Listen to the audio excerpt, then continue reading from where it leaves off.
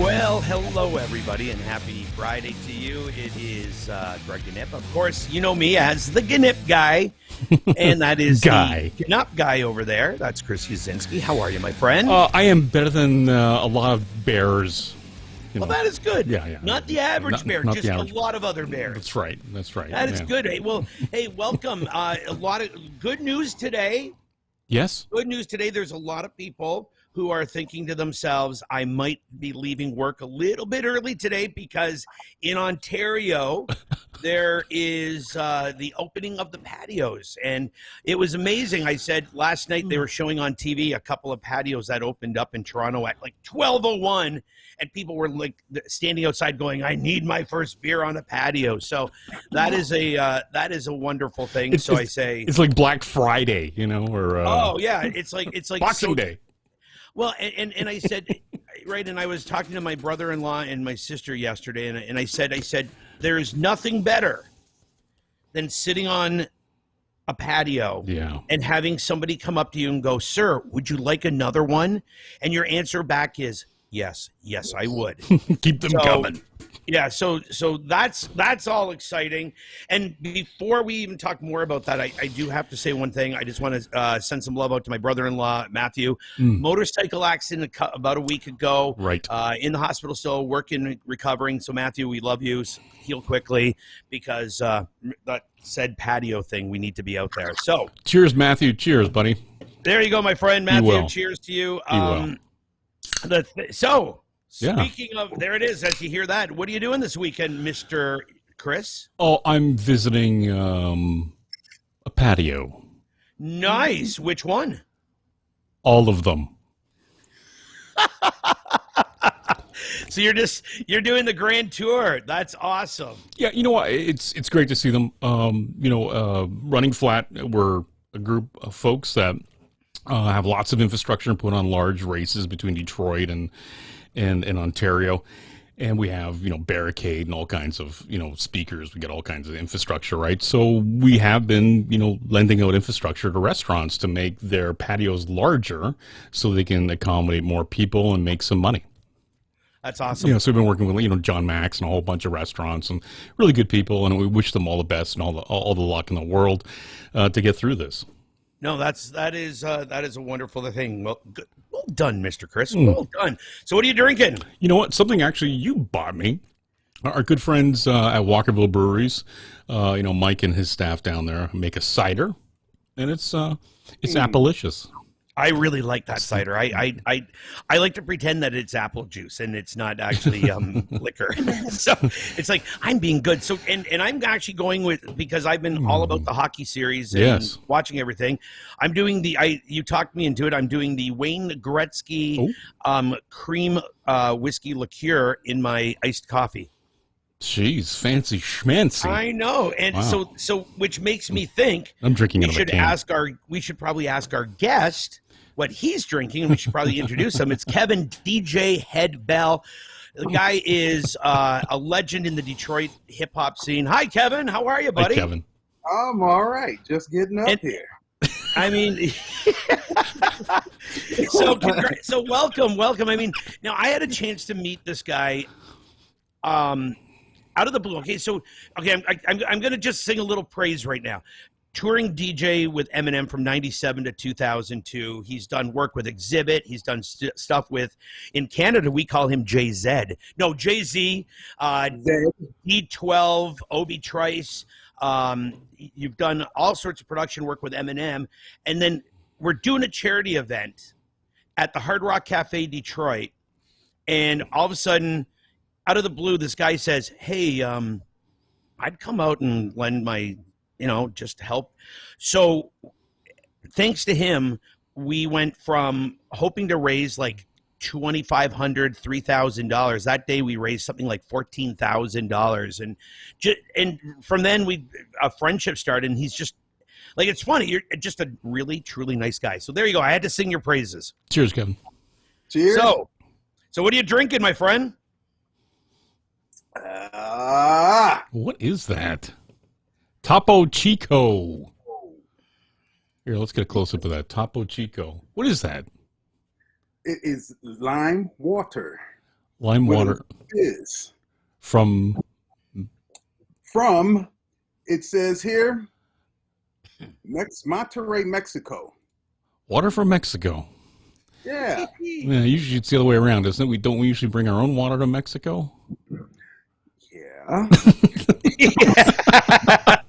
Notice he's like, I can drink water in Mexico. Kevin's living on the edge. yeah. Cheers. That's right. If he leaves halfway through the show, we know why. You know? So here's the thing. So I just learned something today about you. You studied classical and jazz piano. Yes. And you've got an engineering degree from Michigan State University. Mm-hmm. And then, so here's my question now. How does it go from classical and jazz piano, engineering degree from Michigan State to touring the world? Well, that begins actually in grade school because of a mutual friend I had met named Proof. Deshaun Houghton, I met him in grade school in the principal's office. Now, I don't meet this guy until I meet connection with another friend at Michigan State University, which was his friend in high school, and he brings him over to my house for spring break. So that derails that engineering situation over there, and I continue doing music because that's what Proof was doing at the time. And that's how I end up doing full-fledged music.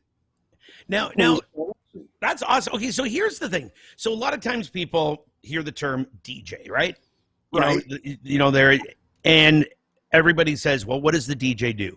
DJ spins the music, spins like vinyl. So when you're out on tour, when you're producing a thing and you're the DJ, what actually is what else does the DJ do?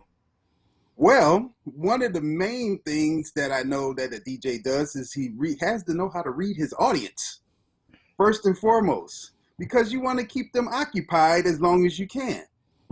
Signs of a good DJ, like if you're doing like a club, is, you got to keep, like every 3 minutes, you got to keep that song going that these audience is going to like over here.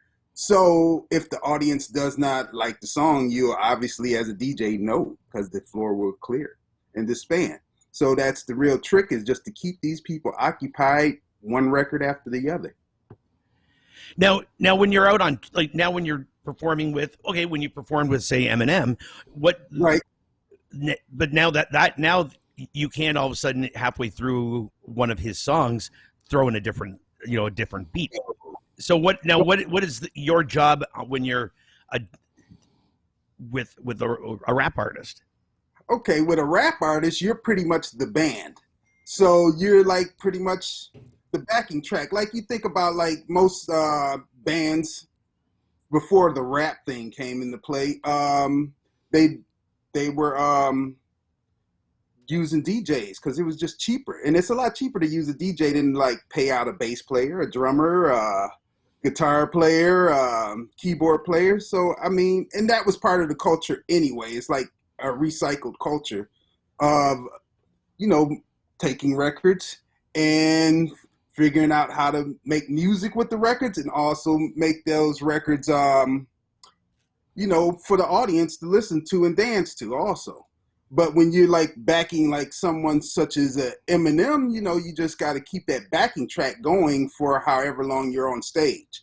And that's pretty much that aspect of that DJ. So there's different forms of DJs, like for instance, like radio DJs are a whole nother, situation. Yeah, we don't like to talk about them though. Those bastards. Radio, so I mean, I get it. You know what I'm saying? And then you got your club DJs, you got your mobile DJs that do like weddings and stuff like that. And then you got your show DJs that, do, backup artists. And then you have DJs that do, I know I'm missing one DJ category. I know I am, because there's a ton of them. Oh yeah, it's amazing. So now so you grew up in Detroit, Right. right? And you still live in Detroit. You know, you've got you love the city, don't you? Yes, indeed. So how does it feel watching Detroit change over the last let's be honest, you know, let's say last 20 years? Wow. It's very interesting because I think when I was growing up in Detroit, it was a whole different playing field, I guess you could say, because there wasn't really a lot of things going on here in comparison to like now where you see there's like a lot of investment going into the city and stuff like this Myers that's like right over here. There wasn't really any major chains in the city for a long time, and then Whole Foods moved in, and Myers followed suit. Yeah. And you know, like I think the last chain, I guess you could think, as far as grocery related things were concerned, might have been Farmer Jack's. Yeah, man, that's a long time. See, that's why Yeah. you need a K. Roger in downtown Detroit, though. That's what I like to call Kroger. It's the K. Roger. Yep. You know, And I mean, so that's the so you've got ties to Windsor, though, the Windsor area. You said that though the last time you were here was on the Up in Smoke tour last time in Canada, right? Yep, I think that was the last time I was in Windsor. So what was your ties to the Windsor area and like this surrounding area? What you said was your grandparents? Yeah, my grandparents, when I was a kid, they owned these fishing cabins that they would rent out up in is it Blenheim? Yeah, Blenheim.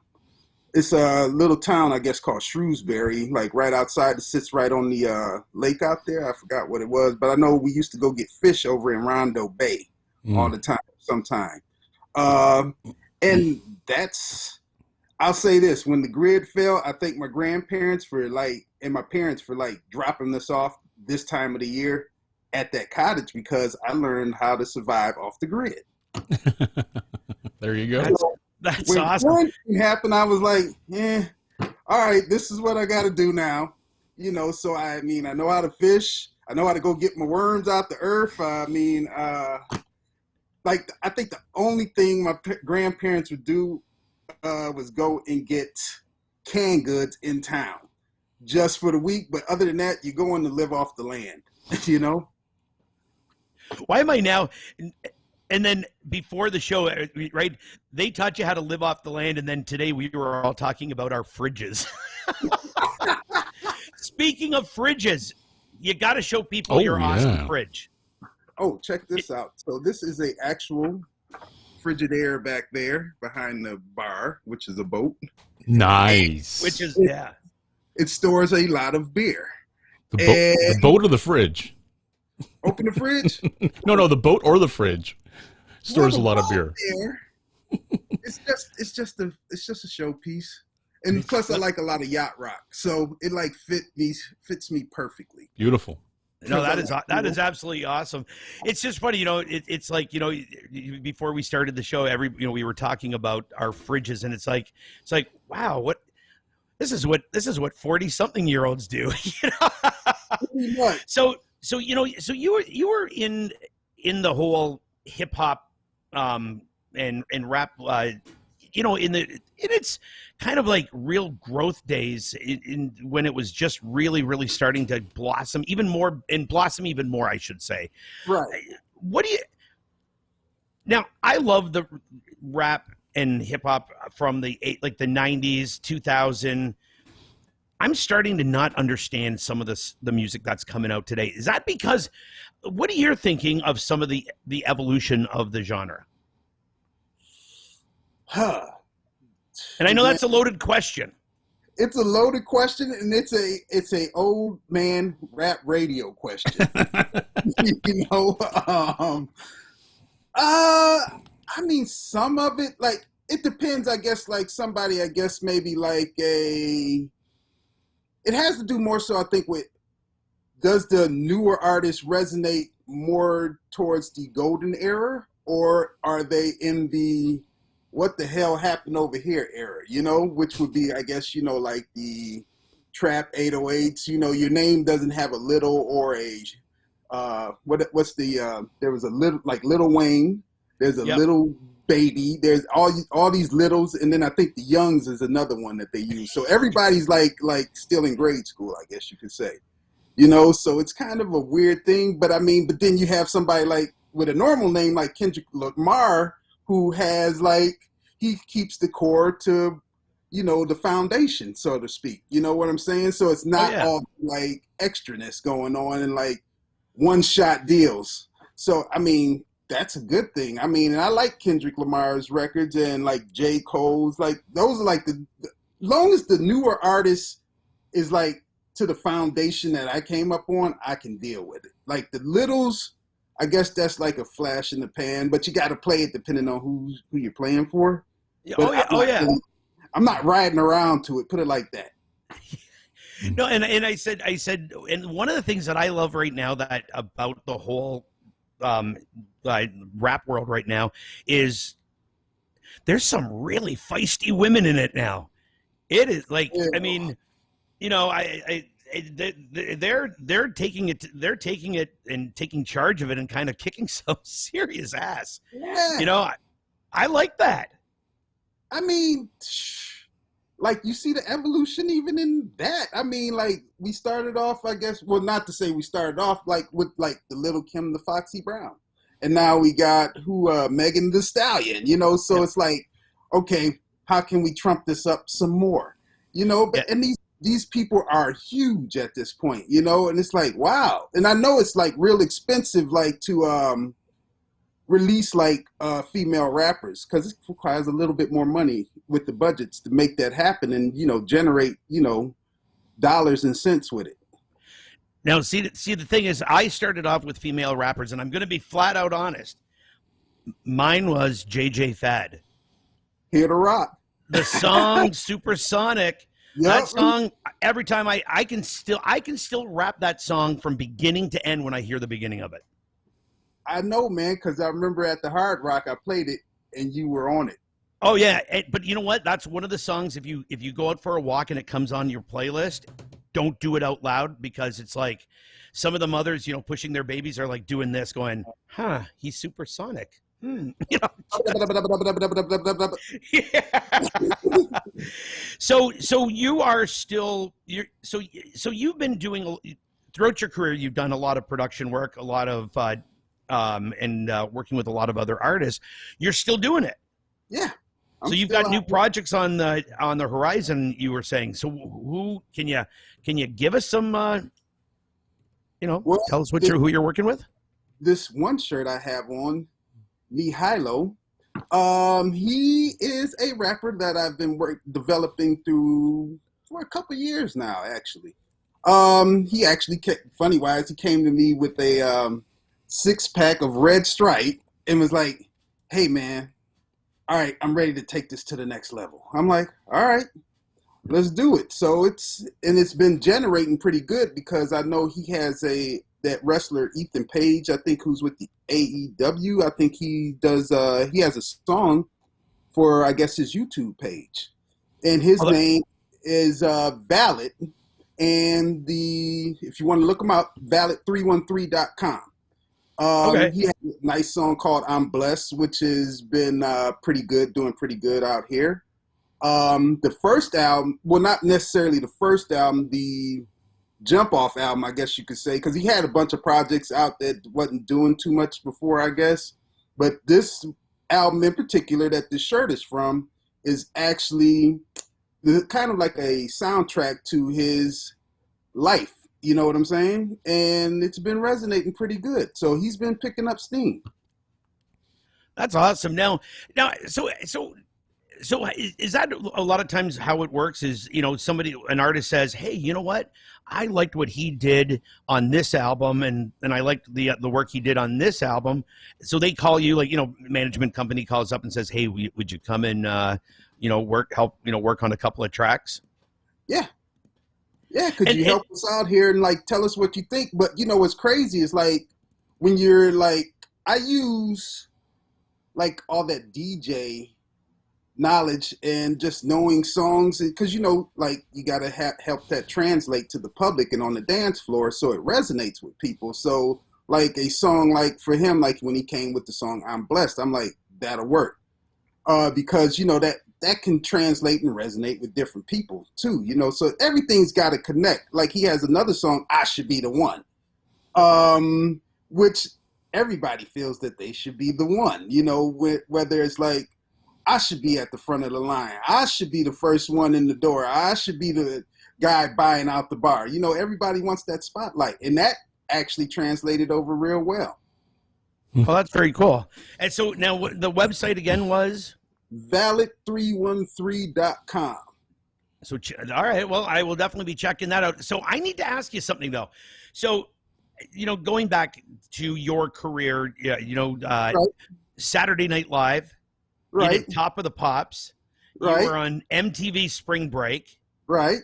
You were the DJ in 8 Mile, right? What was that like? I mean, go back to that, if you can. Like, I mean, that must have been living out a kind of a dream.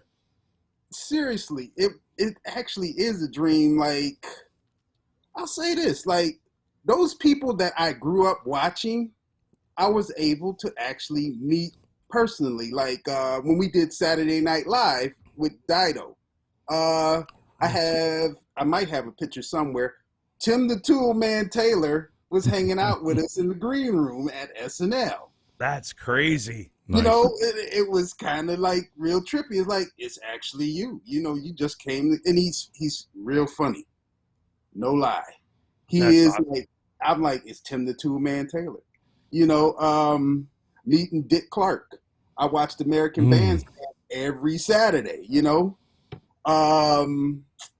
What was another one we were like? Elton John. Now, crazy wise, when we were doing the rehearsals for that, it was weird because I remember as a kid, a friend of my uncle, he had like a bunch of records, and I still got some of them. He gave me like the Beatles collection he had. He gave me the Elton John collection he had. I mean, he gave me all kind of like good, clean records. And then like fast forward to like, damn, here's Elton John, which is kind of a like weird situation. Like, I know this guy because I remember my uncle's friend giving me those records, so like, it's like a nice connection. Like, I'm just happy I got to meet these classic people that stood out with musical history. Okay, so here's my question though. Okay, so you've had a chance to meet all these great, performers and people right. You looked up to. So only once in my life have I ever been like actually like starstruck, like weirdly starstruck, where I kind of didn't know what to say, and that was with David Bowie. When I believe I said to him, I like chicken. That was my statement to David Bowie. I like chicken.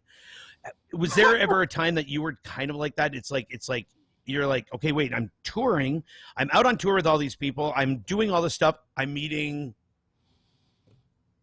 like X, Y, and Z. Yeah, I mean, have I ever froze and freaked out? I think meeting Dr. Dre and how cool he was, like, shut all the like nervousness down moving forward with meeting, the next person and the next person and the next person. So like, okay, these people are actually normal people. They're level-headed. They're just normal, everyday people that just so happen to be mega stars, right.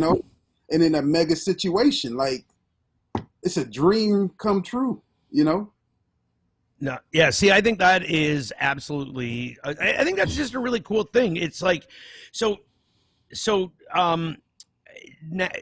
what's next for you now? Well, wait a minute. Actually, didn't you say you're going to be at a record store? Actually, we should probably talk about this. Aren't you doing something with a record store tomorrow? Yes, I'll be at. I often work at People's Records, down there in the like Eastern Market area on Gratiot, and I think we're having record store day tomorrow. And actually, I drove by another record store, so I think it actually is official because they already had their like sign on the side, record store day. So I guess we're doing record store day in 2021 here. And That's I will awesome. be there working tomorrow. And actually, they're streaming. I think they're streaming DJs tomorrow from the store also as customers come in and stuff like that. Nice. That's awesome. It's so it's I think it's actually really cool. You'll be there. You'll be selling records and things like and doing stuff like that. It's like, and that's what I said. Like I said at the beginning of the show, you are just truly like just a nice guy who's incredibly talented. Thank you. And I'm looking forward. I said, like we said, I said when the border opens. We're gonna get you over here. We'll drive to Blenheim, and we'll do a tour over there, and then we'll sit on my porch and put our feet up and relax. Cheers, my friend. Well, listen, we're gonna be wrapping things up. Kevin, DJ Head Bell, thank you so much. You are an absolutely wonderful guy, and I'm pleased to call you a friend. Thank you, Greg, for being a friend too. So listen, my friend, we'll stay in touch, and maybe we'll get you back on the show again. We can talk more about you and Detroit and music and what have you. No problem, man. I look forward to it, man. All right, stay healthy. Cheers, and give love to everybody. No doubt, no diggity. Cheers. Easy. See ya. Oh man, I love him. He's just such a nice guy. Absolutely. He's the term good people. That's it. Just good people. And he cares about, and what I love about him so much is that he cares about his community so much too. And if you want to see him do a live set, the Saturday Night Live one, I've seen that one before. It is on YouTube. You can dig it up with Eminem on Saturday Night Live. So there you go. Well, Chris. Greg? I guess we're wrapping things up. Again? I think it's time to find a patio. Which one? I love that. All of them. All of them, of course. See you next week, everybody. Peace. Okay, bye-bye.